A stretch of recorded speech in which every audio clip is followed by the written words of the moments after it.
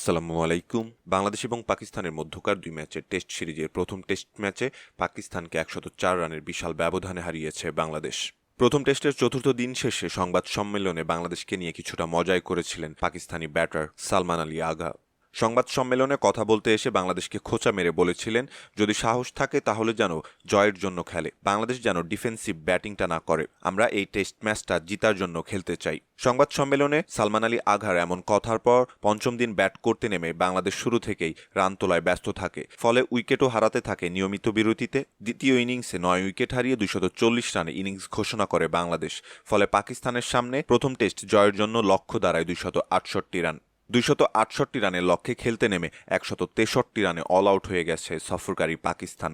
বাংলাদেশের পক্ষে বল হাতে জাদুময় বল করেছেন নাহিদ রানা। ৯.৫ ওভার হাত ঘুরিয়ে ২ মেইডেনে ৫ উইকেট শিকার করেছেন ডানহাতি এই ফাস্ট বোলার। এছাড়া ২টি করে উইকেট শিকার করেছেন তাইজুল ইসলাম এবং তাসকিন আহমেদ। ২৬৮ রানের জবাবে ব্যাট করতে নেমে ইনিংসের শুরুর ওভারেই ওপেনার ইমামুল হককে হারায় পাকিস্তান। বাংলাদেশের পক্ষে দ্বিতীয় উইকেট জুটিটা ভাঙেন মেহেদী হাসান মিরাজ প্রথম ইনিংসের সেঞ্চুরিয়ান আজান আওয়াইসকে বোল্ড করে। বাংলাদেশের ম্যাচ জয়ের পথে বাধা হয়ে দাঁড়িয়েছিল আবদুল্লাহ ফাজ্জাল, তাকে ফেরান তাইজুল ইসলাম। পাকিস্তানের পক্ষে সর্বোচ্চ ৬৬ রান আসে এই ব্যাটারের ব্যাট থেকে।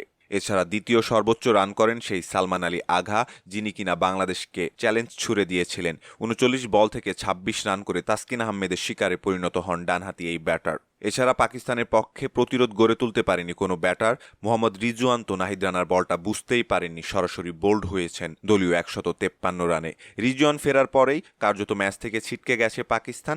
বাংলাদেশ জয় তুলে নিতে খুব অল্প সময়ই নেয়। এদিকে ম্যাচ জিতে দারুণ উচ্ছ্বাস প্রকাশ করেছেন বাংলাদেশ দলের অধিনায়ক নাজমুল হোসেন শান্ত।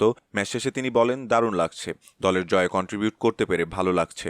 দলের ছেলেরা দুর্দান্ত খেলেছে, বল হাতে নাহিদ রানা, তাসকিন আহমেদ, তাইজুলরা দুর্দান্ত বল করেছে, প্রত্যেককেই কৃতিত্ব দিতে হবে। উল্লেখ্য, প্রথম ইনিংসে সেঞ্চুরি করা নাজমুল হোসেন শান্ত দ্বিতীয় ইনিংসে ব্যাট হাতে বাংলাদেশের হয়ে সর্বোচ্চ ৮৭ রান করেন। সম্মানিত দর্শক, এই ছিল আমাদের হাতে থাকা সর্বশেষ ক্রিকেট আপডেট।